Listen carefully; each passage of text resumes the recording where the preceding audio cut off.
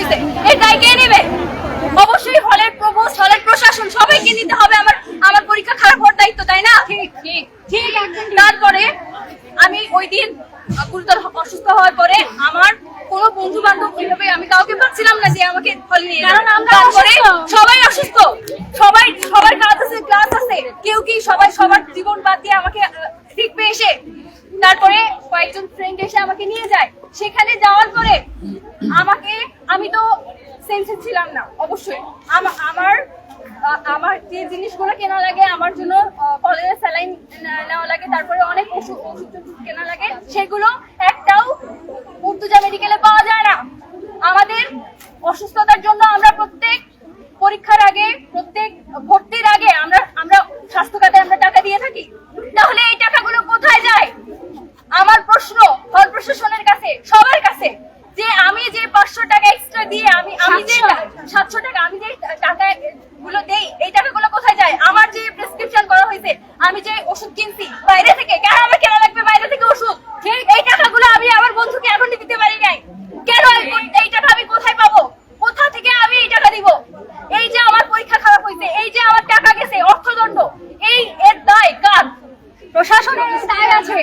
আমি এখনো অসুস্থ, আমি এখনো ঠিক করে দাঁড়াতে পারছি না, তবুও যাতে সব মেয়েরা কথা বলতে চায় না, আমি বলছি, আমি নিজে পোস্ট করছি, আমার পোস্ট নিয়ে অনেক সমস্যা হয়েছে, আমাকে অনেক রকমের আমাকে পোস্ট ডিলিট করতে বলা হয়েছে। কেন? আমি কি আমার মত প্রকাশের কোনো ইয়ে রাখি না? আমি স্বাধীন বাংলাদেশের একজন নাগরিক। আমি যে সমস্যার সম্মুখীন হয়েছি, আমার ঢাকা শহরে কেউ নেই, আমার ঢাকা শহরে কেউ নেই, তাহলে আমাকে দেখবে কে? এটা কি প্রশাসনের দায়িত্ব নয়? আচ্ছা আপু, এটা নিয়ে অদিতি আপু, এটা নিয়ে হচ্ছে যে আপনারা বিশ্ববিদ্যালয়ে ভিসি বরাবর কোনো লিখিত দিয়েছেন কিনা, এবং আজকে আপনাদের হল মিটিং ছিল, হল মিটিং এ কি সিদ্ধান্ত হয়েছে সবশেষ? আপনারা মেয়েরা কি সিদ্ধান্ত নিয়েছেন? আচ্ছা, এটা আমি বলতেছি, মাঝখানে যান। এবং আপনারা হচ্ছে ঘটনার সূত্রপাতটা তো আসলে শুরু হয়েছিল মেয়েদের সাথে পোস্টগুলোকে কেন্দ্র করে, এবং মেয়েদেরকে পোস্ট ডিলিট করানোর মধ্য দিয়ে। সবগুলো বিষয়ই আজকে আমরা জেনারেল মিটিং এ তুলেছি। তোলার পরে যখন কোনো প্রশ্নেরই সদুত্তর আসে নাই, তখন আমরা মেয়েরা 3টা দাবি উত্থাপন করছি। যেহেতু হল প্রশাসন আমাদেরকে কোনো সুস্পষ্ট বাজেট দেখাইতে পারে নাই আমাদের মৌলিক খাতগুলোকে নিয়ে, আমরা দাবি করতেছি 1 নম্বর, বাংলাদেশ কুয়েত মৈত্রী হল সহ ঢাকা বিশ্ববিদ্যালয়ের যেই কয়টা আবাসিক হল আছে, প্রত্যেকটা আবাসিক হলে মৌলিক খাত অর্থাৎ স্বাস্থ্য, শিক্ষা, খাদ্য, এইগুলোতে কোথায় কিভাবে টাকা খরচ হইতেছে না হইতেছে, বাজেট কি, সেগুলোকে সুস্পষ্টভাবে ছাত্রদের সামনে উন্মোচন করতে হবে, তুলে ধরতে হবে। যদি তারা তুলে না ধরে, তাহলে সেটার ফার্দার স্টেপ আমরা নেব। আমাদের দ্বিতীয় দাবি, কেন 7 তারিখে এসে এতগুলো মেয়ে অসুস্থ হওয়ার পরে তাদের মনে হলো ফিল্টার গুলোকে ইউভি চেম্বার লাগানো দরকার এবং মেয়েদের স্বাস্থ্যের দিকে নজর দেওয়া দরকার? অর্থাৎ প্রশাসনের দায়হীনতা, জবাবদিহিতাহীনতা এবং পরিকল্পনাহীনতার এই দায়, এই জবাব হল প্রশাসনের কাছে আমরা জবাবদিহিতা চাইবো। কালকের মধ্যে যদি তারা আমাদেরকে জবাব দিতে না পারে, আমরা পুরো ক্যাম্পাসকে আহ্বান করতেছি, আপনারা আমাদেরকে সহযোগিতা করেন, আপনারা আপনাদের হলে আন্দোলন করেন, আপনাদের প্রশাসনকে প্রশ্ন করেন, এবং আমরা মন্ত্রী হলের মেয়েরা এই প্রশাসনের বিরুদ্ধে অলরেডি দাঁড়াই গেছি, চাইলে এদেরকে উচ্ছেদ করবো। আমাদের তৃতীয় দাবিটা হচ্ছে, জনশিক্ষার্থী পোস্ট করুক, মুখে বলুক, বিপদ করুক, গালি দিক কিংবা শঙ্কা প্রকাশ করুক, যাই করুক, তাকে তার পোস্ট ডিলিট করতে বলার কোনো এখতিয়ার না হল সংসদের আছে, না হল প্রশাসনের আছে, না তার বিভাগের শিক্ষকের আছে, না অন্য কারোর আছে। এই যে শিক্ষার্থীর মত প্রকাশের স্বাধীনতায় হস্তক্ষেপ করা হয়েছে, হলের এই অগণতান্ত্রিক পরিবেশের বিরুদ্ধে হল প্রশাসনকে ইমিডিয়েটলি স্টেপ নিতে হবে, এবং গণতান্ত্রিক পরিবেশ নিশ্চিত করার জন্য ছাত্র প্রতিনিধি, শিক্ষার্থী প্রতিনিধি এবং হল প্রশাসনের সমন্বয়ে ত্রিপক্ষীয় কমিটি তৈরি করতে হবে। অর্থাৎ এই জবাবদিহিতা যেমন আমাদেরকে কালকের মধ্যে দিতে হবে, এবং এর ফার্দার সমাধান কি সেগুলো কালকের মধ্যে আমাদের সামনে উন্মোচন করতে হবে।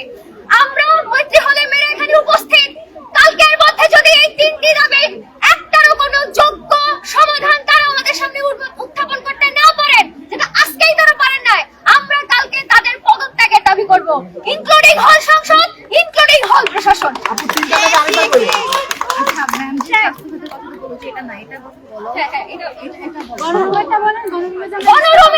গণরুমে মেয়েদের কাছ থেকে খাত বহির্ভূত 2000 টাকা নেওয়া হয়, সেই 2000 টাকা স্পষ্টভাবে শিক্ষার্থীদের টাকা লুটপাট করা, অর্থাৎ হল প্রশাসন ইচ্ছাকৃতভাবে মেয়েদেরকে মানবেতর জীবনযাপন করতে বাধ্য করেছে এবং মেয়েদের থেকে বাণিজ্য করতেছে, তাদের মাথা থেকে টাকা লুটপাট করতেছে।